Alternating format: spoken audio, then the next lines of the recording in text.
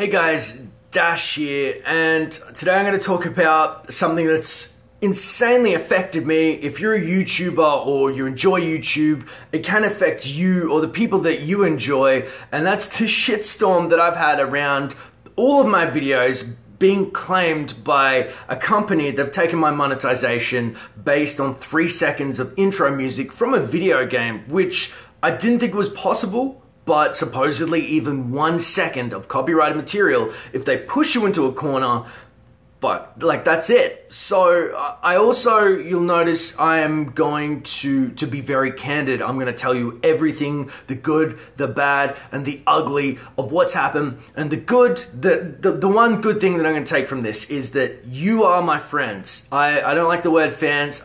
And so many people have reached out to me in a friendly capacity, whether other YouTubers, other creators, some people from other companies. Companies aren't just all these evil corporate, entities. I don't want to make a blanket statement. Neither are networks, but, my friends, you guys are the people that I can count on. And I want to thank you genuinely, because that overwhelming support is why I do this and why I'll always do this and why I did it before I even made money or thought I could. Having said that, this is why I'm going to continue to do what I do, no matter what. I want you to know that. And as I said, I'm very, very, very blessed and grateful. I'll never lose sight of that.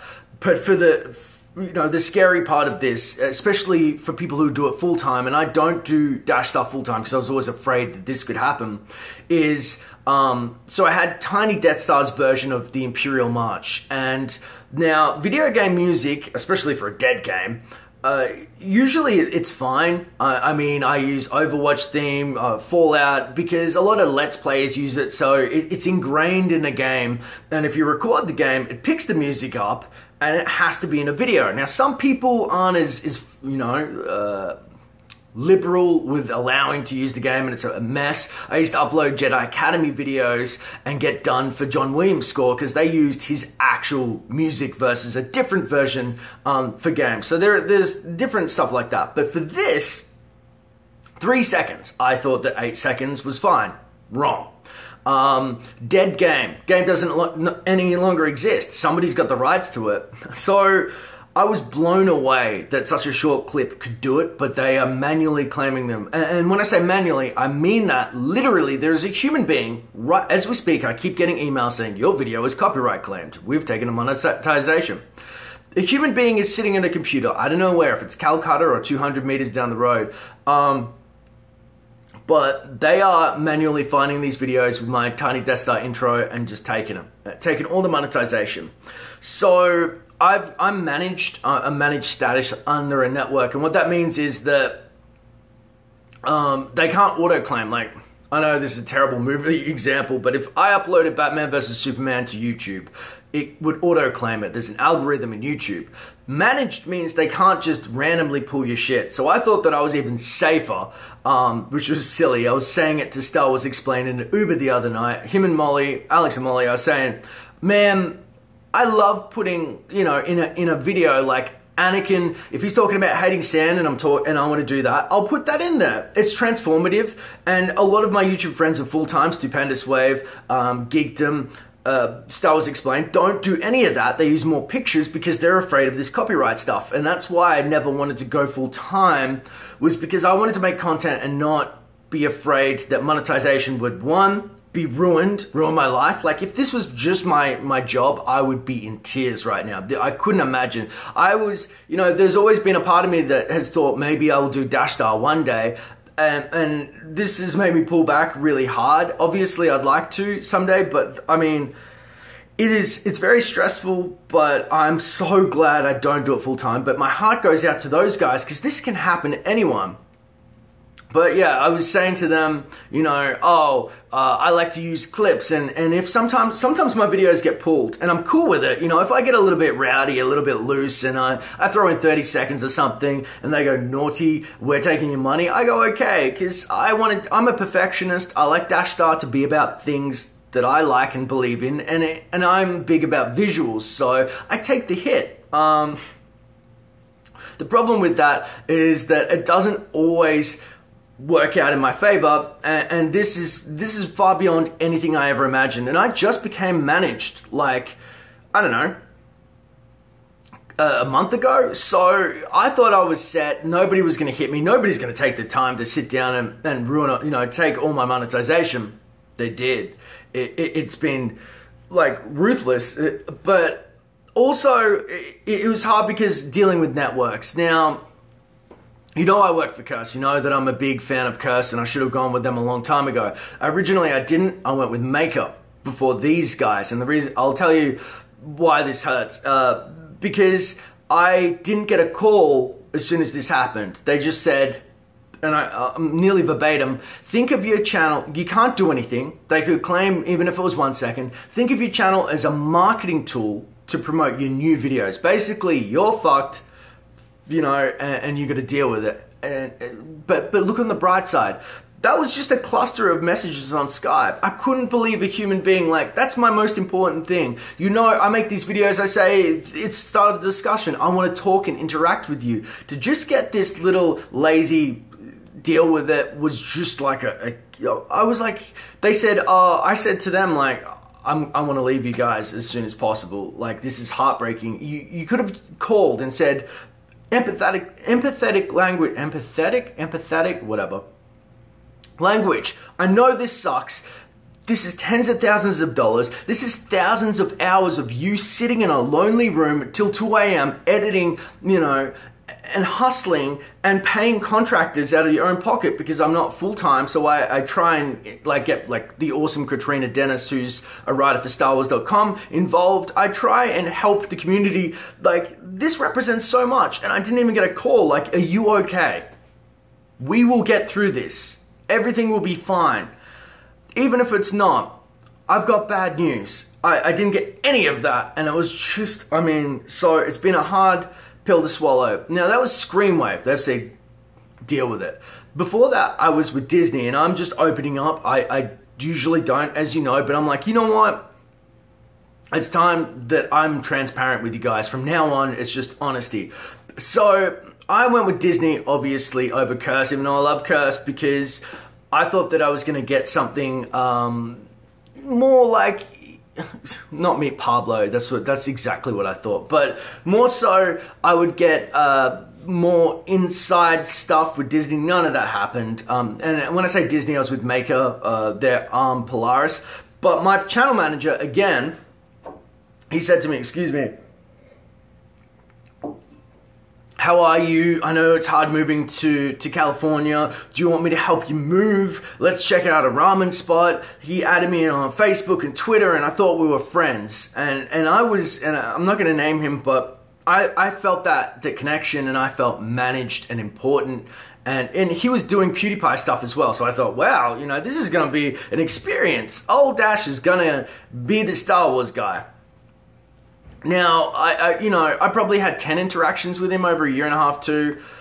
As soon as he moved to PewDiePie's team of making games, he deleted me off everything. And I promise you that. A dude who said, I'll help you move into your house, and I thought that we were friends. I went on a Disneyland tour with him, just deleted me off. As soon as he was done with me, he deleted me off, like Twitter, Facebook friends, never spoke to me again. And so they gave me a new channel manager, and I thought, that's a bit rough, you know, but it is what it is. I guess this is the business. Welcome to Hollywood. The next guy just basically, he tried to sell me on a different company instead of doing stuff through Maker, and then he stopped talking to me. And that was after the PewDiePie stuff happened. And so what they were doing, and I found out through other people because they started emailing me, come to our network, was they were trying to poach me to go to a new network because 90% of the creators, since PewDiePie got dropped by Maker, were going to be dropped. Except there were rolling emails. So imagine 300 people one day get a cluster of, hey, you're no longer with Maker. As far as I can tell, they didn't even tell me. I was with them for that long. There was no email. I got no communication. One day I checked my YouTube and it said, you're unlinked. Like, you're not linked with Maker anymore. Or Polaris, their branch. And I was like, so when Screenwave hit me up and I knew the person who was managing me was my original manager, I was excited. I was like, finally a human being, because they were more interactive. And all I want is for somebody to care, just like I care when, you know, that's what I'm about, the human interaction. And so to have that again, where it's just a message and it's just, I know not all networks are like that whatsoever. This isn't a blanket statement, but I've had a run where I didn't say anything publicly because I'm like, I don't smear people. There's no point being negative, but just if I can give some feedback, it would be to care. If you don't know how to care, don't get in the job. To actually pick up the phone or Skype and just be like, are you okay? Is there anything I can do? Just do that and people will be so grateful, even if you can't help at the end of the day. And mobilize for the love of God. Because you know, they get X amount of percent, 10, 20, 30, 40, depends your contract, of your revenue no matter what. Every month they sit there and it comes in. I promise you, if the revenue stopped, they would be on the phone straight away. Where's our money? How do we get the money? You know, like, I feel like I'm almost in Jerry Maguire. Show me the money. It's never been about the money for me, which is why I'm going to keep doing Dash Star no matter what. And that's what drives me crazy is I'm a creator. I love talking about this stuff with you guys. I want to celebrate our love of geekdom and not worry about money. That's why I have people do that. And they don't do it and they don't give a shit. And so all I've got, you know, and that's why I said thank you to you, because you guys do. And that's the most important thing, and that's what's going to make me keep going. But I'm just so frustrated and just in awe that a company is taking all the money over 3 seconds because they can. Great, that's a company, that's what they do. But to have management that doesn't care about you, obviously, like I said, it's not everybody, but that was, I've had a poor run, and so I just wanted to open up and let you know. Now, the opportunities, because I try and see opportunity in crisis, you got to do that, is like, I've become a game changer recently with EA, which is amazing. And you know, you probably saw if you saw the live stream VA play that I got to experience Battlefront 2 and give him feedback about the game before all of that happened. So that's cool. I'm in a hotel room because I went to E3. Again, amazing. I'm going to see the Blizzard guys. And Obsidian, like just around the corner, the Twitch office. I'm doing it all. I'm living the dream. Don't feel bad for me for that. I just need you to know, like, this is tens of thousands of dollars and thousands of hours and blood, sweat, and tears into Dash Star to build something up. They could have gone a step further. They still may, you know, shut the channel down. I don't know. I'm trying to maneuver that way, but just watch out for yourself. Really embrace and enjoy the experience and your community if you can. That's the one thing that I'm taking. Like, I'm like, there's no more, like, I'm going to make content where we are discussing, like I say, we're going back to that. I want to focus less on trying to be the entertainer that I thought you guys wanted me to be, hiding away, you know, just doing scripts, and really celebrating what we love together and interacting with you. So it's given me these core values, but really enjoy that. And if you do anything with copyright material, just protect yourself. If this is your livelihood, you know, check with people first and just guard yourself, because the last thing, I'm actually happier this happened to me than if it did to, say, Star Wars Explained, because Alex and Molly are a beautiful couple that I just hung out with. This is their livelihood. He quit his job, and I know he'd be fine. He's talented, and so is she, but that scares the shit out of me.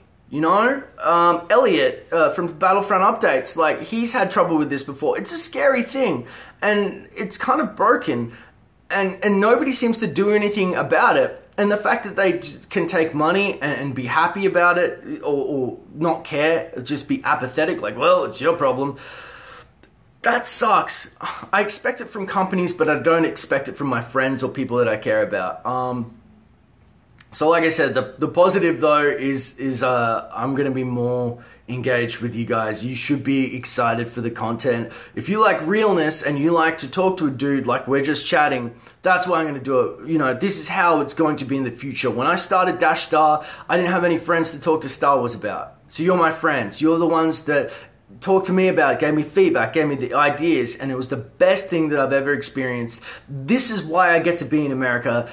You are the reason, and I'm never going to forget that you brought me here, you made me, and they're not going to break me. You know, that's up to you. If the audience, I'm going to go people's champion. I represent you guys, the people. If you guys say no more dash star, I will take that in a second compared to just everybody, like, they can go fuck themselves. You know, pardon my language, but that's how I feel. That's how I've always felt, and I'm proud that I've never been in this for the money.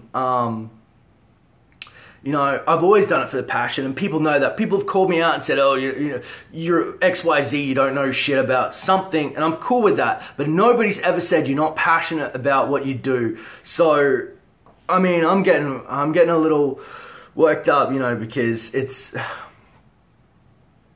at least you figure out who you are and your core values. And the one thing that I'm proud of in myself is that it wasn't going to break me. It wasn't the money. I was like, this is shit, but I can get through it, and I'm still blessed to be here, and I'm still blessed that you have my back. At the end of the day, though, dealing with this money shit is the last thing I want to deal with, because I'm not a businessman first and foremost. I'm just a dude who's passionate and is lucky. I would say the beauty of this video is it's just the start of the discussion, which is the end of the discussion. The beauty of this video is it's the start of a new era. Together, we are going to celebrate geekdom. I'll figure this money shit out, and we will tell the companies together in one loud, unified voice, this is not acceptable. And if any of my brothers or brethren get hit with this shit, I will have their back all day, just like you've had mine. Remember that I love you, and that I feel blessed, and that Obi-Wan, and you know, you strike me down, I'm gonna become more powerful than you can possibly imagine. Because if you love Star Wars geekdom and old Dash, I love you the fuck too. It's as simple as that, my friends.